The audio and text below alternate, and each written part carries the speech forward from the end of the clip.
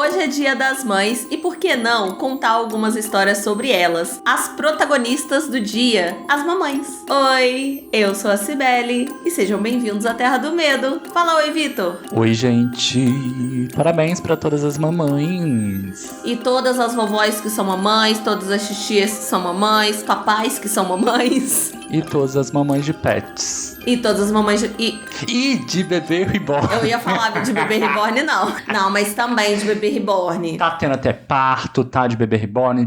Pelos direitos dos bebês reborns. Acho que o Vitor quer ser um pai reborn, gente. Essa é a realidade, hein? Quero não, gente. Acho que o Vitor tá querendo. Inclusive, beijo, vovó. Feliz Dia das Mães. Vou dar feliz dia das mães pra minha mãe também, se ela estiver assistindo. Parabéns, mãe. Beijo, Marilda, maravilhosa. Pra minha irmã também, sogra. que é mãe também. Sim, um beijo. Pra todo mundo. Pra todas as mamães do nosso convívio, que a gente ama, um beijo. Amamos vocês. Mas a gente tá aqui pra contar história de terror, não é mesmo? E, dessa vez, trouxemos 2 subreddits diferentes. Primeiro, a gente vai contar uma história do No Sleep. E essa história é uma história mais fantasiosa, mais pro campo da creepypasta mesmo. E a outra história é do subreddit Let's Not Meet, que são histórias verdadeiras. Aí é medo real mesmo, coisas reais. Vamos então pra primeira história.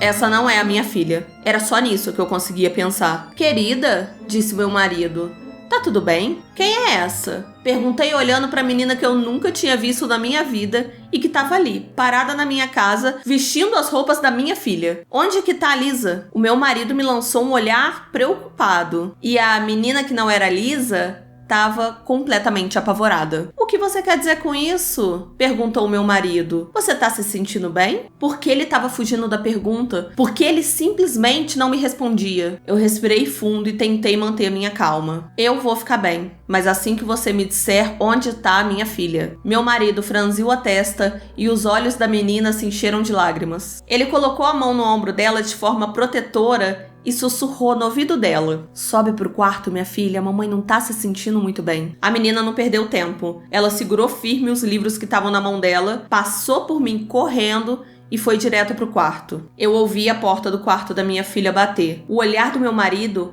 era um olhar preocupado, mas ao mesmo tempo com uma raiva escondida. Você não tá tomando seus remédios, né? Disse ele. Não adianta mentir, dá pra ver na sua cara. Eu fiz um gesto de desdém com a mão. Eu não preciso desses remédios, eles deixam a minha mente embaralhada. Agora, a raiva que tava antes escondida no meu marido, não tava mais. Ele me perguntou, você lembra o que aconteceu da última vez que você disse isso? Uma enxurrada de pensamentos e lembranças vieram na minha cabeça e eu comecei a ficar enjoada, tipo aquela sensação que a gente tem antes de vomitar. Meu marido gritando, coberto de sangue. Olha o que você me fez fazer, ele berrava. Olha o que você me fez fazer. Eu senti o chão embaixo de mim se mover e quando eu menos percebi, eu simplesmente caí nos braços do meu marido. Lágrimas quentes rolavam pela minha bochecha e o meu corpo estava sacudindo por conta de soluços violentos. Meu marido acariciou meu cabelo e disse com muito carinho: não é real, querida, eu prometo que não é real. Assenti em silêncio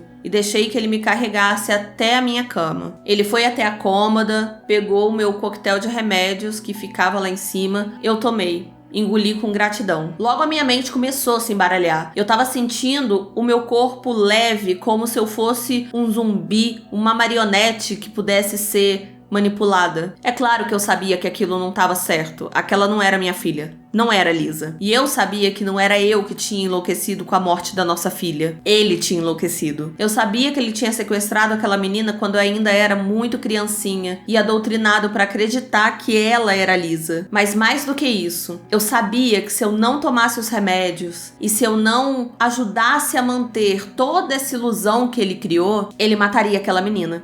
E começaria tudo de novo, assim como ele fez da última vez. Fim da primeira história. Essa é a história mais creepypasta, só que ela é bem assustadora. E eu adoro histórias que me deixam na dúvida, porque a camada mais de cima, a gente vê um cara manipulando a mulher e ela sabe que aquela não é a filha dela, que o cara é um psicopata. Só que num subtexto a gente também pode entender que realmente a mãe ficou louca com a morte da filha, ou então criou um universo alternativo, sabe? Dá esse duo, querendo ou não, mas eu ainda acho que a mulher estava sendo manipulada. Eu gostei também dessa creepypasta, né, na verdade. Eu gostei dessa história porque dá realmente esse duplo sentido, né? Porque eu não sei qual que eu gosto mais. É porque as duas versões são assustadoras. Ou ela imaginando que tá sendo manipulada. Eu acho que os dois dariam um bom filme. Daria um bom filme, inclusive, explorando os dois lados. Sabe? Sim, tipo... Pensou, conta a primeira parte e depois revela o que realmente é. Tem vários filmes que são assim também, né? Tem. Ou então, tipo assim, fazer com as duas versões acontecendo mesmo. Os dois estando mal. Paralelo, né? Olha aí, ó, gente. Ideia pra roteiro. Netflix, faça o Pix... E aí a gente conversa, tá bom? Então tá bom, como se fosse minha história, né? Mas a ideia a gente que deu. Vamos pra segunda história, que é do Let's Not Meet, que é um subreddit que eu gosto muito, que tem umas histórias reais, mas são histórias reais muito pesadas. Tanto que todas as histórias desse subreddit estão com Not Safe for Work, que é o mais 18 lá deles. Tipo assim, histórias são muito pesadas que você não pode sair lendo por aí. Você tem que estar bem, tem alguns gatilhos. Mas nem todas as histórias também são super pesadas. A que eu peguei agora é pesada num nível que eu já falei aqui no canal, que eu tenho um pouquinho de medo, eu tenho um pouquinho de receio. Vamos então para a segunda história.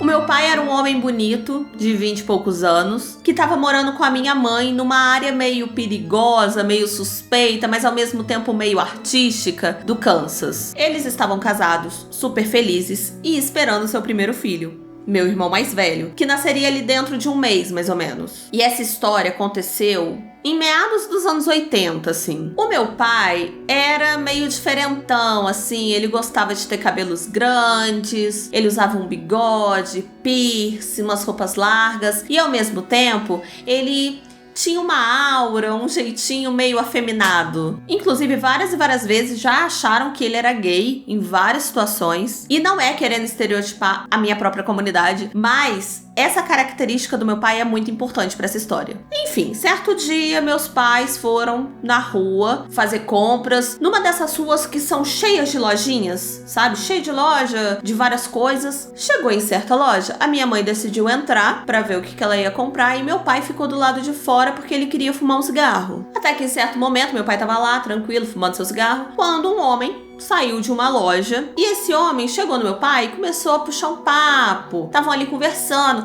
A conversa começou como qualquer outra. O tempo, né? Que coisa. Assuntos triviais que foram se tornando cada vez mais pessoais. O homem começou a perguntar pro meu pai onde ele morava, começou a chamar o meu pai pra ir na casa dele. O meu pai sempre foi uma pessoa muito ingênua, de fácil ludibriação, porque ele veio de uma cidade pequena e agora que ele tava se adaptando naquela cidade maior, e ele caía muito no papo de qualquer um. Só que mesmo pro meu pai, que era ingênuo, aquele papo tava parecendo muito estranho. Bem nessa hora, a minha mãe saiu da lojinha que ela tava, deu uma olhada na situação e chegou já abraçando meu pai, beijando. E como eu já disse, minha mãe estava numa situação bem grávida naquele momento. Ela estava com uma barriga enorme. Assim que o homem viu a minha mãe grávida, dando beijos e abraços no meu pai, ele simplesmente virou as costas e foi embora. Os dois acharam aquilo muito estranho, mas ao mesmo tempo estavam até aliviados, porque parecia um papo bem torto. Algum tempo depois, os meus pais descobriram que aquele homem era conhecido como o açougueiro de Kansas City, um serial killer que estava em ação justamente naquele período em Kansas. E o modus operandi dele era justamente chegar em homens gays, sendo aquela pessoa galanteadora que conquista, que chega, pança, não sei o quê, e depois ele levava pra casa dele, fazia tudo de ruim com a pessoa, tudo que você pode imaginar, depois matava e descartava o corpo. Ele foi preso algumas semanas depois dos meus pais terem encontrado com ele, porque uma das suas vítimas conseguiu, por sorte, escapar da casa dele, do esconderijo, com uma coleira no pescoço, e ele foi desesperado pedindo ajuda. Meu pai e minha mãe têm certeza que aquele homem que eles encontraram era o açougueiro de Kansas City. E que se não fosse a minha mãe aparecer naquele momento grávida, não se sabe o que poderia ter acontecido com meu pai. Fim da segunda história. No começo eu tava achando que eles estavam chocados só porque o homem foi dar em cima deles. Aí depois que foi um serial killer, aí já entendi porque você trouxe essa história. Cruz credo, pensou? Você depois descobrir que você encontrou ali com um serial killer. Então, a gente já trouxe histórias aqui nesse estilo. E eu trago, e eu acho muito chocante quando eu vejo essas histórias, porque eu morro de medo. Gente, eu morro de medo. Porque tem, por exemplo, o caso do Ted Bundy. Teve vítima que quase foi pega por ele. Mas você fica imaginando quantas pessoas tiveram contato com essas pessoas, sabe? Esses serial killers, em outras situações. Foram quase vítimas. Gente, uma coisa que me deixa completamente chocada é do Alcala, que ele foi pro negócio de namoro lá na TV e quase saiu com a menina. A menina só achou ele esquisito e falou assim: quero não, tá? Me liga, a gente vê. É o Alcala, sabe? Serial killerzaço. Então, esse tipo de história me mata de medo, justamente porque eu morro de medo de encontrar. A gente não sabe com quem que a gente tá conversando. Basicamente isso. A gente não sabe quem a gente pode encontrar. E quem diria que a heroína da história foi a mãe grávida. E eu amo que na história tá dizendo que ela estava muito grávida. Ou seja, estava... devia estar com barrigão. Com barrigão. Que se fosse pra lutar, não ia aguentar, não. Bem, gente, essas foram as histórias de hoje. Eu espero que vocês tenham gostado. Eu vou deixar aqui 2 vídeos pra vocês continuarem maratonando esse canal. Tem um vídeo de Dia das Mães do ano passado que não tem mãe boazinha, não. É tudo mãe carrasca. Vai assistir, a gente vai deixar aqui pra vocês. Se você chegou até aqui no vídeo, comente. A grávida salvou o dia, pra gente saber que você chegou até aqui. Quem deu essa ideia foi o Vitor, ele não quis falar porque ele ficou com vergonha da frase. Beijo, gente, e até o próximo vídeo. Até, tchau!